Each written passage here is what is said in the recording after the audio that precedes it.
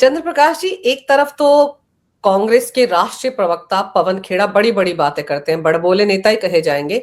अपने बयानों से कांग्रेस की नैया भी डुबो रहे हैं, लेकिन दूसरी तरफ उनकी पत्नी पर जो बहुत गंभीर आरोप लगाए गए हैं कि वो भारत के पत्रकारों को किसको अवार्ड मिलना है, किसको विदेशों से फंडिंग मिलनी है, कौन बाहर जाकर सोरोस एंड कंपनी के पास जाकर ट्रेनिंग लेगा, ये सब कुछ वो तय करती हैं। यानी कि पूरे के पूरे इकोसिस्टम को नैरेटिव्स के मामले में वही कंट्रोल कर रही हैं। ये जो आरोप उन पर लगे हैं, इन आरोपों में कितनी सच्चाई है चंद्र प्रकाश जी?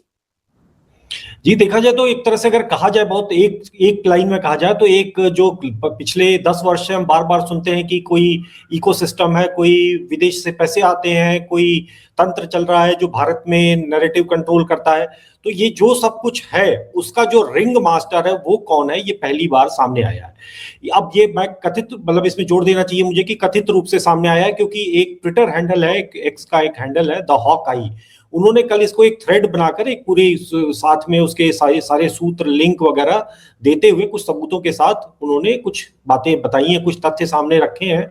उन तथ्यों में उन्होंने ये बताया है कि पवन खेड़ा जो कांग्रेस पार्टी के राष्ट्रीय प्रवक्ता हैं, उनकी पत्नी कोटा नीलिमा जो पहले पत्रकार हुआ करती थी और अभी कांग्रेस पार्टी की फुल टाइम नेता है, कांग्रेस पार्टी की तेलंगाना में वर्किंग कमेटी की सदस्य भी हैं, और इसके अलावा वो चुनाव भी लड़ चुकी हैं 2023 में तेलंगाना में। तो कोटा नीलिमा जो है वो एक कंपनी चलाती हैं, उस कंपनी का हिस्सा है जिसका नाम है प्रोटो। ये जो आपने अभी दिखाया, तो ये कंपनी है जिसमें उनका चित्र भी है, और इसमें ये कंपनी क्या करती है भाई, बहुत लोग कंपनियों में होते हैं, बहुत सारे लोगों की कंपनी होती है, बड़े लोग हैं उनकी कंपनियां होती हैं, उनकी बहुत कुछ होती है, एनजीओज भी होते हैं। लेकिन ये क्या करती है, ये इसमें आगे पूरी सूचना, पूरी जानकारी बताई है कि ये करते क्या है। तो पता चला कि करते क्या है कि जो विदेशों से, जो खासतौर से जो पैसे आते हैं विदेशों से, पैसा जो है अलग अलग नाम पर आता है, भारत में लोकतंत्र बचाने, भारत में पर्यावरण बचाने, भारत में कई तरह की जो चिंताओं को लेकर अमेरिका की जो संस्थाएं जो है दुबली हुई जाती हैं, तो वो समय समय पर रिपोर्ट जारी करती हैं कि भारत में कंगाली है, भारत में भुखमरी है, भारत के लोग तो जो है हैप्पीनेस इंडेक्स में सबसे नीचे हैं, भारत में प्रेस फ्रीडम एकदम खत्म हो गई है, भारत में तानाशाही हो गई। तो जितनी सारी जो अलग अलग संस्थाएं हैं, तो वो संस्थाएं जो कुछ करती हैं, उनकी जो एक नोडल एजेंसी भारत में जो उसके साथ कोऑर्डिनेट कर रही है, वो एक कंपनी है जिसका नाम है प्रोटो। और इस कंपनी की मतलब उसमें प्रमुख लोगों में से कोटा नीलिमा है, इसके अलावा भी बाकी लोग भी हैं, लेकिन ये सीधा लिंक एक स्थापित हो जाता है कांग्रेस पार्टी के साथ। और ये क्या कर रही हैं कि भाई वहां से पैसे, जो जैसे कुछ संस्थाएं, अभी इसी थ्रेड के जो ये द हॉक आई है उसके अगर मैं हवाले से बात करूं, तो उन्होंने बताया कि 2018 में इस कंपनी की स्थापना होती है, और ये एक international centre for journalist ICFJ करके एक संस्था है, वो जो है उसका एक फेलो इस कंपनी की स्थापना भारत में कराता है। और ये एक जो ICFJ है, जो अमेरिकी संस्था है, जो इसका फुल फॉर्म है इंटरनेशनल सेंटर फॉर जर्नलिस्ट, ये जो है घोषित रूप से सब जानते हैं कि अमेरिकन डीप स्टेट का पार्ट है। अमेरिकन डीप स्टेट के एजेंडे को जो दुनिया भर में जगह जगह जो ये रिजीम चेंज और सत्ता परिवर्तन, विद्रोह कराना, ये सब काम करते हैं, और वो मीडिया के माध्यम से करते हैं। मतलब पत्रकारिता की आड़ है, लेकिन कर कुछ और रहे हैं।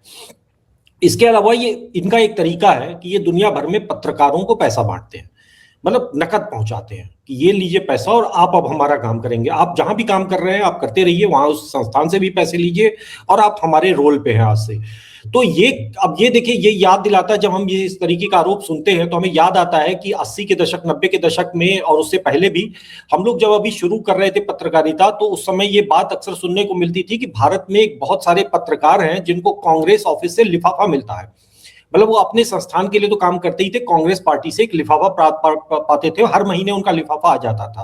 वो लिफाफा जो है कोऑर्डिनेट करने के लिए कई नेताओं का अलग अलग समय पे नाम आता है, जिसमें से एक अहमद पटेल का भी नाम लिया जाता है। वो लिफाफा पत्रकार जो है चलते रहे, फिर धीरे धीरे अब दुनिया बदली तो वो लिफाफा बंद हो गया, लेकिन अलग तरीके से उनको मोबिलाइज किया जाता रहा। हमने देखा कि कैसे मनमोहन सिंह के जहाज में बैठ के पूरे पत्रकारों की एक टोली जाती थी, फिर वहां पर उनको शराब पिलाना, वहां पर उनको तरह तरह की अय्याशियां कराना, वो सब तो लोग जान चुके हैं अब काफी। तो ये भी उसी तरीके का काम एक अधिक कॉर्पोरेट स्टाइल में, एक ज्यादा इंटरनेशनलाइज शैली में ये कर रहे थे क्या, मतलब कर रहे हैं, कहना ज्यादा अच्छा होगा। अब ये जो ICFJ है, ICFJ को जो है फंड कौन करता है, ICFJ की संस्था को चलाता कौन है? कुछ आर्थिक संस्थाएं होती हैं जो दुनिया में बड़ी, जिसमें एक इसमें इनकी खुद की वेबसाइट पे जो इन्होंने मेंशन कर रखा है, गोल्डमैन सैक्स, ब्लूमबर्ग, WSJ जो वॉल स्ट्रीट जर्नल है, और इसके अलावा यूएसएड जो अमेरिका की संस्था जो भारत में और दुनिया भर में मतलब एक बदनाम संस्था रही है, ट्रंप आए थे उन्होंने उसको डिसबैंड कर दिया, खत्म कर दिया, तो यूएसएड जो है इनको फंड करती रही है।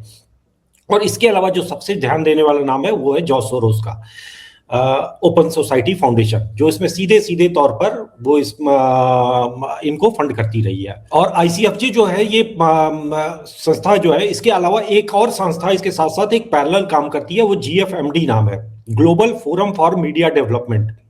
तो ये जो GFMD है ये बेल्जियम में ब्रुसेल्स में रजिस्टर्ड एक संस्था है, और ये सब मिलके काम करते हैं, यहाँ वहां से पैसे लाना, पैसे को ऐसे घुमाना कि वो कहीं से कहीं जाए और जो उसका ओरिजिनल सोर्स है वो पता न चलने पाए, फ्रंट कोई और हो, पा जहां तक जिसको पहुंचना है वहां पहुंचे। और वो फिर अच्छा, इनकी एक और विशेषता है कि इनकी पूरी गतिविधियों पर आप देखें तो ये उन देशों में काम करते हैं जहां पहले से लोकतंत्र है, वहां पर जाके ये लोकतंत्र की लड़ाई लड़ते हैं। जहां पर पहले से शांति है, जहां पर चुनी हुई सरकारें आती हैं, वहां पर जाके कहते हैं कि लोकतंत्र नष्ट हो गया। किसी भी ऐसे देश में नहीं जाते कि जहां पर लोकतंत्र हो ही ना, वहां पर ये घुसते भी नहीं है। ये चीन नहीं जाते, ये रूस नहीं जाते, ये किसी गल्फ के कंट्री में, इस्लामिक कंट्री जहां पे तानाशाही है, जहां पर वो है वहां नहीं जाते। ये इनका सॉफ्ट टारगेट वो दुनिया के वो सारे देश हैं जहां पर डेमोक्रेसी है, जहां चुनाव होते हैं हर 5 साल पे और जनता सरकार चुनती है, वहां ये पहुंच के तमाशा शुरू करते हैं कि या तो लोकतंत्र खत्म हो गया है, यहाँ पर सरकार जो है वो अभिव्यक्ति की आजादी को कुचल रही है।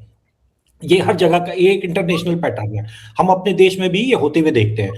तो फिर इसमें अब ये जो वापस लौटते हैं कोटा नीलिमा जी पर, जो पवन खेड़ा की पत्नी है, और ये जो है वो जेएनयू से लेकर और ये मतलब जेएनयू डीयू इन सब जगहों से इन्होंने पढ़ाई की है। वो इसके अलावा जब अमेरिका की एक जॉन हॉपकिंस यूनिवर्सिटी है जो लेफ्टिस्टों का एक तरह का अलग तरह का अड्डा है, वहां पर भी इनका कुछ इनके प्रोफाइल में, इनके पोर्टफोलियो में वो नाम आता है।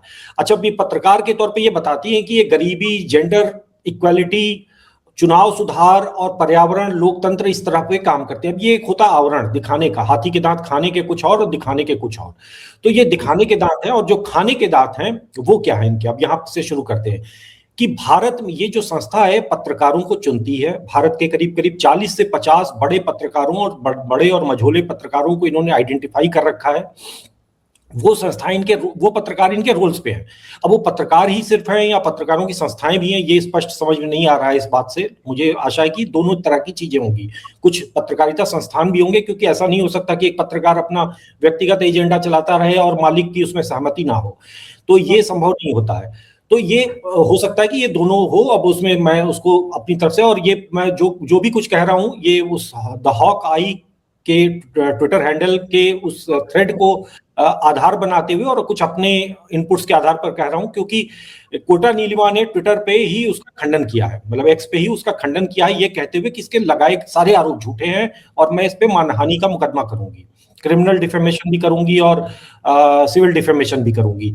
लेकिन दोनों भी, जो आप डिफेमेशन तो करेंगी, लेकिन आप जब कह रही हैं कि ये सारे आरोप झूठ हैं, तो क्या ये आरोप झूठ है? ये जो चित्र दिख रहा है, आप कोई भी जाकर इस वेबसाइट पे जाकर चेक कर सकता है, उसमें कोटा नीलिमा की फोटो लगी हुई है। तो पहले तो उनको क्रिमिनल डिफेमेशन इस संस्था पे करनी चाहिए कि जिसने उनके चित्र का दुरुपयोग किया है।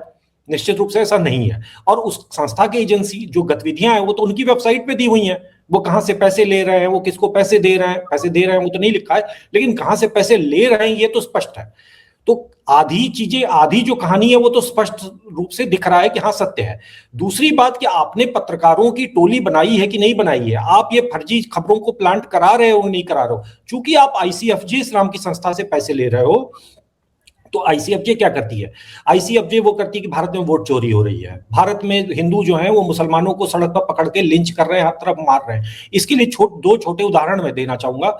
एक अखलाक, जो नोएडा के पास कुछ समय पहले एक लिंचिंग हुई थी, आज भी आप देखिए तो अखबारों में जितनी प्रमुखता से, मतलब ये लोग भूल चुके हैं कौन था क्या था, वो हो चुका है खत्म, लेकिन आज भी दिल्ली के सारे अखबार, और दिल्ली ही नहीं देश के तमिलनाडु, बंगाल, कहीं के भी आप अखबारों में देख लीजिए, कुछ खास अखबार उसको बिल्कुल ऐसे छापते हैं जैसे आज की खबर हो। बड़ी बड़ी डिस्प्ले, पूरे को पूरे पेज पे फोटो, वहां पर जाकर वहां पर उनके गांव में एक एक मतलब एक जो ग्राउंड कवरेज होती है उसमें खर्चा लगता है, क्योंकि आपका रिपोर्टर वहां जाता है, वहां पर ठहरता है, वहां 10 लोगों से बात करता है। तो उसकी एक कॉस्ट होती है। तो ग्राउंड कवरेज होती है, जिसमें एक दूसरा उदाहरण जो है वो झारखंड का एक तबरेज जो चोर था, जो एक घर में चोरी करने के लिए घुसा था और उसको उन्होंने तबरेज को की लिंचिंग हो गई, खूब तमाशा मचा। भारत दिल्ली के टाइम्स ऑफ इंडिया और इंडियन एक्सप्रेस जैसे अखबार अपने खर्चे पर पैसे लगाकर भेजते थे वहां पर, उसके गांव में उसके बीवी से बात कर रहे हैं, उसके बच्चों से। ठीक है, मानवीय कहानी, किसी की हत्या नहीं होनी चाहिए, लेकिन इतना ही। लेकिन ये आप बिल्कुल सही कह रहे हैं, क्योंकि कई बार स्क्रॉल करते हुए वो स्टोरीज बार बार आपके मोबाइल फोन पर पॉपअप करती हैं। तो वो पॉपअप इसलिए करती क्योंकि उनको ताजा बना बनाकर छोटे छोटे एक लाइन का अपडेट डालकर उसको फिर से डाला जाता है, ताकि लोग भूले ना। अगर मेरे मोबाइल पर आ रहा है सर, तो कितने लोगों के मोबाइल पर वो कहानी आती है तबरेज और अखलाक की। तो लोगों को हाँ, बार बार याद करवाने का काम भी तो यही लोग कर रहे होंगे ना। और अभी बिल्कुल। राहुल गांधी जिस तरह से कार्नेलिया वॉल से मिले हैं सर, तो वो भी तो जॉर्ज सोरोस की कंपनी से ताल्लुक रखती है। मुझे जिस यूनिवर्सिटी में मेंबर है, उस यूनिवर्सिटी को भी तो फंडिंग कहां से मिलती है? जॉर्ज सोरोस की कंपनी से मिलती है। तो ये सारे ताने बाने आपस में जुड़े हुए हैं।